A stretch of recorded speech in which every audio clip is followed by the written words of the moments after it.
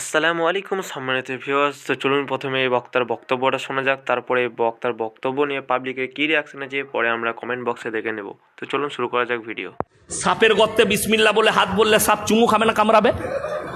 ওর কাজই তো হচ্ছে কামড়ানো, কামড়িয়ে দিবে। যদি বলেন হুজুর অলি দিকে কামড়াবে না, তাইলে শোনো, আল্লাহর কসম করে বলে যাচ্ছি, হযরতে আবু বকর সিদ্দিক রাদিয়াল্লাহু তাআলা আনহুর থেকে বড় অলি পৃথিবীতে এখনো জন্ম নেয়নি, ঠিক কিনা? হযরতে আবু বকর সিদ্দিক রাদিয়াল্লাহু তাআলা আনহু নবীজি গুহার মধ্যে, হযরতে আবু বকরের ডান রানে মাথাটা রেখে নবীজি ঘুমাচ্ছেন গুহার মধ্যে, চাদরটা ছিঁড়ে ছিদ্রগুলো বন্ধ করছেন।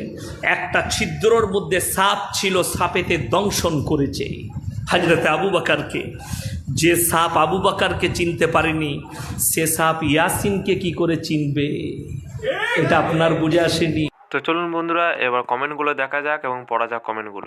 ডাবচোর বলে কি রে, আরে নারকেল চোর, কোরআন হাদিসটা ভালো করে পড়, তারপর মানুষের সামনে ব্যাখ্যা করবি। এই ফালতু কথায় কথায় কসম করে, জানে না কিছু, খালি গলাবাজি করে, ফাউল একটা। ধুর মিথ্যাবাদী, ওটা বেহুলা লক্ষিন্দারের কাহানি।